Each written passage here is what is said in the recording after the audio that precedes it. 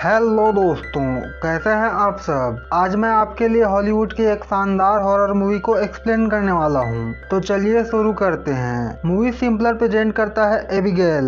Movie की शुरुआत में हम एबिगेल नाम के एक बच्ची को देखते हैं जो अपनी डांस की प्रैक्टिस के बाद घर जा रही होती है। इसके घर के बाहर 6 लोगों का ग्रुप एबिगेल को किडनैप करने के लिए आए होते हैं। इस ग्रुप में सब अपने अपने फील्ड के एक्सपर्ट होते हैं, जैसे एक स्नाइपर, एक पहलवान, एक मेडिक, एक ड्राइवर, एक हैकर और एक इनका लीडर होता है। हैकर ने उस घर के सिक्योरिटी सिस्टम हैक कर दिया, जिसके बाद मेडिक ने एबिगेल को बेहोशी का इंजेक्शन देकर बेहोश कर दिया। इसके बाद सभी उस बच्ची को लेकर निकलने लगते हैं। तभी उस बच्ची का डैड घर में आ जाता है, बट ये लोग पीछे के दरवाजे से निकल जाते हैं और सीधा सिटी के बाहर एक पुराने मैंशन में जाते हैं, जहाँ पर इनके इंतजार इन सब का असली बॉस लैम्बर्ट कर रहा होता है। लैम्बर्ट एबिगेल को लेकर ऊपर रूम में जाता है और उसकी आंखों में पट्टी बांधकर उसे बेड से बांध देता है। फिर लैम्बर्ट सबसे कहता है कि उन्हें 24 घंटों तक एबिगेल का ध्यान रखना होगा ताकि वो उसके पिता से $50 मिलियन ले सके। यहाँ हमें पता चलता है कि ये सब एक दूसरे को नहीं जानते और सिर्फ 24 घंटों के लिए एक साथ काम कर रहे हैं। लैम्बर्ट इन सबको उनका नकली नाम देता है ताकि एक दूसरे से बात करने में उन्हें परेशानी ना हो। लीडर को नाम मिला फ्रैंक, ड्राइवर को डीन, हैकर को सैमी, पहलवान को पीटर, मेडिक को जोई और स्नाइपर को रिकल्स। और अब से ये इसी नाम का यूज करेंगे। साथ ही एबिगेल से मिलने के लिए सिर्फ एक ही व्यक्ति जाएगा और वो जोई यानी कि मेडिक का चयन करता है, लेकिन किसी भी हालत में एबिगेल की पट्टी और उसके हाथ को नहीं खोलना है। लैम्बर्ट सबके मोबाइल लेकर वहाँ से चला जाता है। इसके बाद सब शराब पीने लगते हैं, सिर्फ जोई को छोड़कर। इसी के साथ ये सब एक दूसरे के बारे में गैस करने लगते हैं और जोई तो उन सब के बारे में बहुत सटीक गैस कर लेती है, लेकिन फ्रैंक भी जोई के बारे में बहुत कुछ गैस कर लेता है और बताता है कि वो पहले आर्मी में मेडिक थी, बट उसे नशे की लत की वजह से वहाँ से निकाल दिया गया और इसी वजह से वो अपने बेटे से भी नहीं मिल पाई। फ्रैंक न्यूयॉर्क में पुलिस ऑफिसर था और वो लैम्बर्ट के बारे में पहले से जानता था। सैमी अमीर घर की बेटी थी, रिकल्स आर्मी में स्नाइपर था, डीन एक अच्छा ड्राइवर था और पीटर जिसके पास एक अच्छी बॉडी थी। इस वजह से इन सबको इस काम में चुना गया।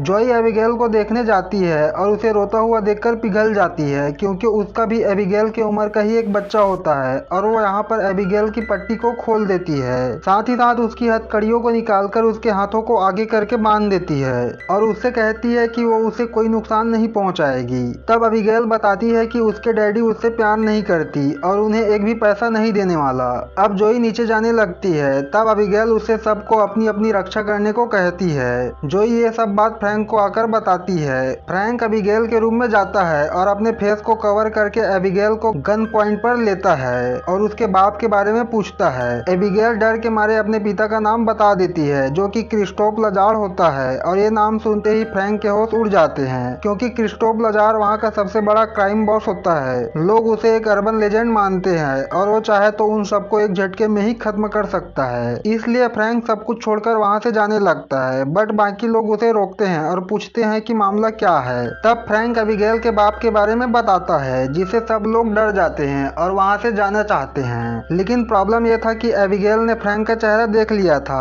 और जब वो अपने बाप को बताएगी तो फ्रैंक के साथ ही प्रैंक हो जाएगा और साथ ही बाकी सब लोग भी मारे जाएंगे। तो इसलिए वो एबिगेल को खत्म करना चाहते हैं ताकि ना रहेगा बांस ना बजेगी बांसुरी, बट जोई ऐसा करने से मना कर देती है। आखिर में हल ये निकलता है कि बचे 22 घंटों तक इस काम को करो और अपने अपने पैसे लेकर यहाँ से दूर चले जाओ। सब सावधान रहते हैं और अपना अपना काम करने लगते हैं। जोई घूमते घूमते उस मैंशन के लाइब्रेरी में पहुंच जाती है, जहाँ पर एक बड़ा सा स्टेचू होता है जिसके ऊपर एक राशनदान होता है, जिसे जोई खोल देती है। दूसरी तरफ डीन बेसमेंट की तरफ जा रहा होता है, जहाँ कोई उस पर अटैक कर देता है, जिसे उसकी चीख सुनकर सैमी वहाँ पर आती है और वहाँ उसे डीन का कटा हुआ सिर मिलता है, जिसे देखकर वो बहुत ज्यादा डर जाती है। इसके बाद बाकी लोग भी वहाँ पर आ जाते हैं और ये सब देखकर वो भी शॉक हो जाते हैं। उन्हें लगता है कि क्रिस्टोफ लजार को यह सब पता चल गया है और उसका हिटमैन वेल्डेस एबिगेल को लेने आ गया है। वेल्डेस हम सबको खत्म कर देगा, पर उन्हें समझ नहीं आ रहा था कि वेल्डेस को यहाँ का लोकेशन कैसे मिला।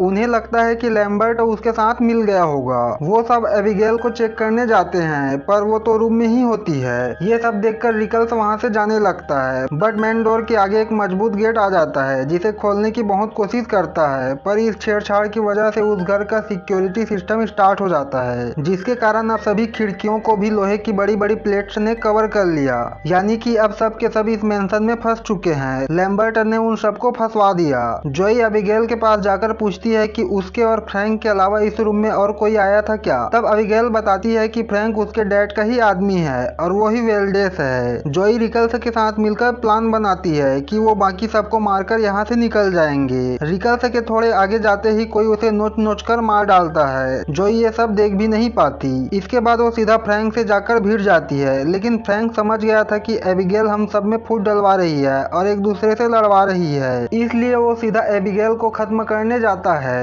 लेकिन जोई उसे रोक देती है और आपस में ही लड़ने लगते हैं। पर इतने में ही एबिगेल अपनी असली रूप में आ जाती है और अपने हाथों की हथकड़ियां खोल लेती है और तब हमें पता चलता है कि असल में एबिगेल एक वैम्पायर है और उसी ने ही बाकी दोनों को मारा है। अब वो पीटर पर टूट पड़ती है। तब फ्रैंक उसके सिर पर गोली मारता है जिससे वो थोड़ी दूर जाकर गिरती है। अब तक जोई को भी समझ आ गया था और वो भी उस पर गोली चलाती है, बट गोलियों का उन पर कोई असर नहीं हो रहा होता और उसके घाव कुछ ही सेकंड में हील हो जाते हैं, इसलिए वो सब वहां से निकल जाते हैं और फ्रैंक दरवाजे को लॉक कर देता है। पर अब वो इस घर में तो फंस ही चुके होते हैं और उन्हें उस वैम्पायर को खत्म करना होगा, वरना वो उन सबको खत्म कर देगी। इसलिए वो सब उसे खत्म करने के लिए जो कुछ चाहिए होता है इकट्ठा करने लगते हैं। क्रॉस, वुडन स्टिक लेकर वो सब वैम्पायर को मारने चले जाते हैं, बट जोई नहीं जाती क्योंकि वो समझ चुकी थी कि उसको खत्म करना इतना आसान नहीं है और सामने से हमला करना तो बहुत बड़ी बेवकूफ़ी होगी। वो तीनों एबिगेल के रूम में जाते हैं, पर वहाँ एबिगेल नहीं होती। वो तो डीन के लाश के साथ डांस कर रही होती है। मौका देखकर ये तीनों उस पर हमला कर देते हैं, बट एबिगेल उन सबको घायल कर देती है।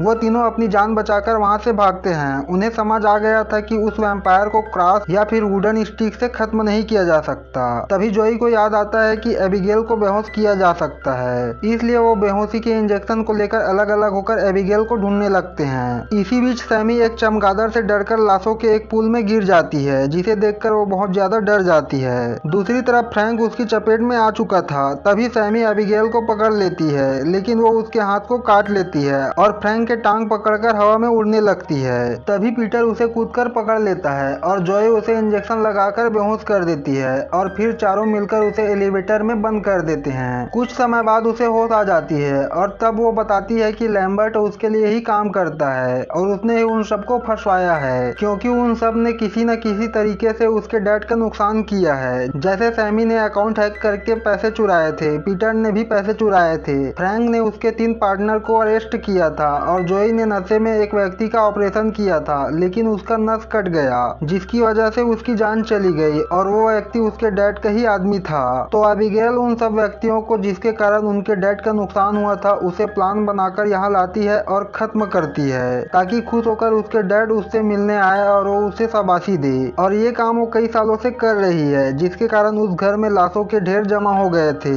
एबिगेल उन्हें ऑफर देती है कि जो भी उसे इस एलिवेटर से निकालेगी वो उसकी जान बख्श देगी। ऑब्वियसली वो झूठ बोल रही होती है, बट पीटर उसकी जाल में फंस गया होता है और उसे आजाद करने जाता है, इसलिए मजबूरन जॉय उसके पैर में गोली मार देती है। जॉय और सैमी उसका इलाज करने के लिए वहां से ले जाते हैं और फ्रैंक वहीं पर रुका रहता है। एबिगेल फ्रैंक से डील करती है, जिससे फ्रैंक उसकी बात मान लेता है, लेकिन फ्रैंक का कहना था कि वो उसे पहले यहाँ से बाहर जाने का रास्ता बताएगी। तब एबिगेल बताती है कि लाइब्रेरी के अंदर एक बुक है जिसे खींचने पर एक सीक्रेट रास्ता ओपन होगा, जिसके जरिए वो बाहर जा सकता है। अब रास्ता तो पता चल गया था, इसलिए वो डील तोड़कर वहाँ से लाइब्रेरी चला जाता है, बट उसे पता नहीं था कि वो उसके साथ खेल रही है और उस एलिवेटर से निकलना उसके लिए कोई बहुत बड़ी बात नहीं है। और इसके साथ ही वो एलिवेटर के गेट को एक झटके में तोड़कर फ्रैंक पर हमला कर देती है, जिसकी आवाज सुनकर जोई दौड़ते हुए आती है और विंडो को खोल देती है, जिसे सनलाइट के पड़ते ही एबिगेल का हाथ ब्लास्ट हो जाता है। हालांकि उसका हाथ दोबारा हील हो रहा होता है, बट उसे दर्द भी हो रहा था। जोई को समझ आ गया था कि सनलाइट से वैम्पायर को नुकसान होता है, तो वो सब लाइब्रेरी में रोशनदान से आ रही सनलाइट के नीचे चले जाते हैं। फ्रैंक ने भी उस किताब को ढूंढ लिया था, लेकिन उसे खींचने पर कोई सीक्रेट दरवाजा नहीं खुलता। तब सैमी कहती है कि उन्हें इस घर के सिक्योरिटी सिस्टम को बंद करना होगा, जिससे डोर खुल सकते हैं और इसके लिए उन्हें पावर सोर्स को ढूंढना होगा। इसलिए वो 2 टीमों में बढ़ जाते हैं, फ्रैंक और जोई एक साथ और सैमी और पीटर एक साथ। इसी बीच सैमी वैम्पायर में बदल जाती है, क्योंकि उसके हाथ में एबिगेल ने काटा था और अब वो एबिगेल के कब्जे में होती है। सैमी पीटर को खत्म कर देती है और बाकी दोनों को भी वहाँ पर बुला लेती है, बट उसके चाल ढाल को देखकर जोई को कुछ गड़बड़ लगती है और जब वो अपना चेहरा दिखाती है तो जोई और फ्रैंक वहां से भागकर लाइब्रेरी की तरफ भागने लगते हैं। सैमी भी लाइब्रेरी की तरफ जाती है जहां पर जोई सनलाइट को रिफ्लेक्ट करके सैमी पर फोकस करती है जिससे वो ब्लास्ट हो जाती है। तभी वहां पर एक सीक्रेट दरवाजा ओपन होता है जहां पर लैम्बर्ट होता है और वो जोई की गर्दन दबोच लेता है और फ्रैंक को बताता है कि 2 साल पहले एबिगेल ने उसे काटकर वैम्पायर बनाया था। चूंकि फ्रैंक और लैम्बर्ट ने मिलकर उसके डैड को नुकसान पहुंचाया था इसलिए वो भी यहाँ पर सजा काट रहा है और फ्रैंक को भी यहाँ पर फंसवा दिया। लेकिन लैम्बर्ट फ्रैंक से डील करता है कि वो उसे वैम्पायर बनाएगा और वो दोनों मिलकर एबिगेल और उसके डैड को खत्म कर देंगे जिसके बाद वो उसकी जगह ले लेंगे। फ्रैंक लैम्बर्ट से कहता है कि अगर वो उसे काटेगा तो वो भी उसका गुलाम बन जाएगा। तब लैम्बर्ट बताता है कि काटने के बाद अगर उसे उसका खून पिलाएगा तो वो उसके कंट्रोल में नहीं रहेगा। एबिगेल ने सैमी को काटा था पर अपना खून नहीं पिलाया था इसलिए वो उसके कंट्रोल में थी, बट एबिगेल ने लैम्बर्ट को अपना खून पिलाया था जिसकी वजह से वो उसके कंट्रोल में नहीं होता। इसके बाद लैम्बर्ट फ्रैंक को वैम्पायर बनाता है और अपना खून भी पिलाता है जिसके चलते वो एक आजाद वैम्पायर बन जाता है, बट इसके बाद वो सबसे पहले लैम्बर्ट को खत्म कर देता है। इसके साथ ही वहाँ पर एबिगेल भी आ जाती है लेकिन उसे पता नहीं होता कि फ्रैंक अब वैम्पायर बन चुका है। फ्रैंक उस पर टूट पड़ता है और उसके गले से खून चूसने लगता है जिससे एबिगेल कमजोर होने लगती है। इस मौके का फायदा उठाकर जोई उस घर के सिक्योरिटी सिस्टम को बंद करके वहां से भागने लगती है, लेकिन फ्रैंक वहां पर आ जाता है और जोई को इधर उधर फेंकने लगता है। लेकिन तभी बीच में एबिगेल आ जाती है और जोई के साथ डील करती है कि वो अगर फ्रैंक को मारने में उसकी मदद करेगी तो उसे जाने देगी, पर उन दोनों के साथ होने पर भी फ्रैंक उन पर भारी पड़ता है और जोई को काट लेता है ताकि वो एबिगेल को खत्म कर सके और इसके बाद वो उसे उसका गुलाम बना सके।